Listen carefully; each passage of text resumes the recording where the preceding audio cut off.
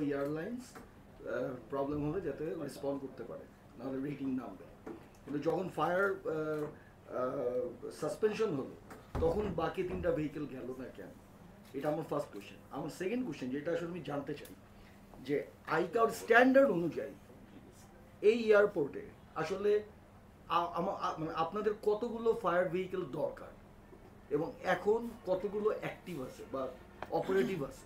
এবং চারটার মধ্যে একটা নষ্ট, এটাও এই তথ্যটা আছে কি? আরেকটু যোগ করতেছে মাননীয় চেয়ারম্যান, আপনি একটু কিছু শেষ মনে করে করেন দিন। ওটার সাথে একই আচ্ছা, একদম। বলেন।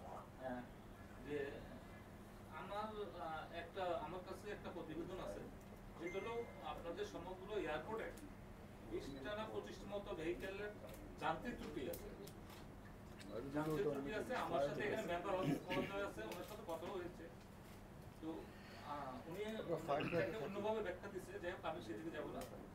তো এই যে যান্ত্রিক ত্রুটি ভেহিকেল গুলো কেন সারানো হচ্ছে না, বা যদি মেম্বার মহোদয় অপারেশন মহোদয়ের কথা অনুযায়ী উনি এটাকে যেভাবে বলছে, যদি ওটা হয়ে থাকে তাইলে যারা যে সমস্ত চিঠি লেগেছে সেই সংস্থার বিরুদ্ধে কেন ব্যবস্থা নেওয়া হয়? আর ওই কোশ্চেন এটার একটা প্রশ্নটার সাথে এটার আমি একটু অ্যাড করলাম, যেটা একটাই প্রশ্ন, তো কয়টা আছে? আচ্ছা, আমি এখন বলছি আমাদের সবগুলো ভেহিকেল, এখানে 4টা ভেহিকেল আছে। আপনি যত বলেছেন একটা 4টার নষ্ট, ভিতরে একটা ছিল একটা আনসার্ভিসেবল নষ্ট। আর যে কোনো যদি আপনি 100% সার্ভিসেবল না থাকতে পারে চেষ্টা থাকে, আমার সব মিলে 25টা ভেহিকেল আছে সমস্ত ইসে। এর ভিতরে আমাদের যে এখানে 3টা ছিল, 3টে স্পটে গিয়েছিল, সেটা আমি আপনাকে বলতে পারি। আর ভেহিকেল নষ্ট হওয়ার যেটা আছে, আমার সমস্ত অ্যাপারেটাস যে আছে ঠিক থাকবে আমি সেটা দাবি করছি না। আমার সেখানে 5টার মতো আমার জানা মতো ভেহিকেল বিভিন্ন স্টেশনে মিলে আছে, ঢাকাতে একটা আছে নষ্ট। এবং এটা ঠিক করার জন্য যে প্রক্রিয়া, আমরা এটা একদিনের প্রসেস নেই, প্রতি মুহূর্তে এটা একটা নষ্ট হচ্ছে একটা ঠিক হচ্ছে, সেটা হচ্ছে।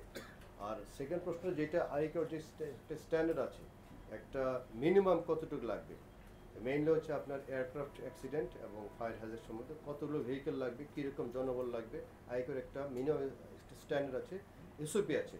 আমরা সেই স্ট্যান্ডার্ড এসওপি মেনটেন করে উই আর অপারেটিং। আপনার বক্তব্যে আপনি বলেছেন যে আগুনের পরবর্তী সময় ঢাকা এবং আশপাশের এলাকা